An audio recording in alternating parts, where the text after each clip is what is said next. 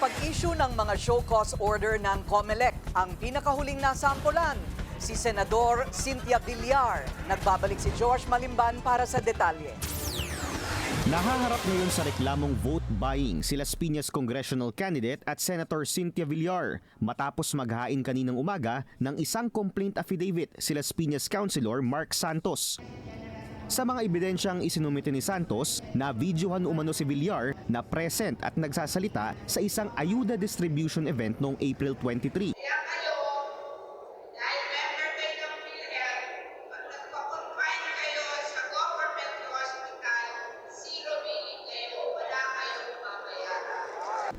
Ayon kay Santos, tahasang paglabag ito sa vote buying prohibitions ng poll body, lalo na't makailang ulit na raw nagpaalala ang COMELEC na bawal ang presensya ng kahit na sinong kandidato sa oras ng bigayan ng ayuda. Nandun naman doon sa memorandum ng COMELEC yun, na bawal talaga mga politiko pumunta sa mga bigayan ng ayuda. At the same time, yung mga posters, bawal din maglagay doon. Yung pinagbigyan ng ayuda, ang tinawag nila doon sa lugar na yun, Villar Coliseum eh. Matatandaan na noong nakaraang linggo, isang show cause order ang hinain sa anak ng senador na si Camille Villar. Ang basihan, vote buying din. Panawagan ni Santos sa COMELEC, agad na patawan din ang senadora ng show cause order. I am just being factual. Kasi number one, Senator Cynthia Villar, sila na yung pinakamayamang senador. Sila na yung pinakamayamang pamilya sa buong Pilipinas. Ako kasi as a candidate, hindi naman ako mayaman. So, kailangan maging fair lang tayo. And ang dinadasal ko lang dito, na sana ang COMELEC, tingnan din ng mga bagay.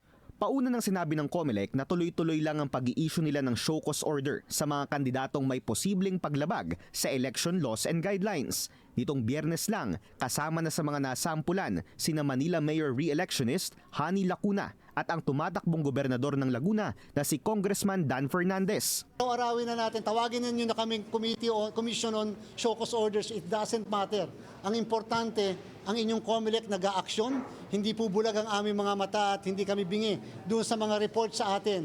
Isang kandidato rin daw sa Occidental Mindoro ang balak patawan ng show cause order. Bukod kasi sa pamimigay ng ayuda, nahuli rin daw itong present sa pamimigay ng mga voter information sheet na mahigpit ding ipinagbabawal ng poll body. Ayon kay Chairman George Garcia, pinag-aaralan na nila ang pagka-cancel ng social service exemption sa lugar dahil sa umano'y paulit-ulit na paglabag. Wala po kaming tiningnan kahit na kung ano yung posisyon, lahat kung kinakailangang isyuhan at magpaliwanag, pinagpapaliwanag po ng COMELEC.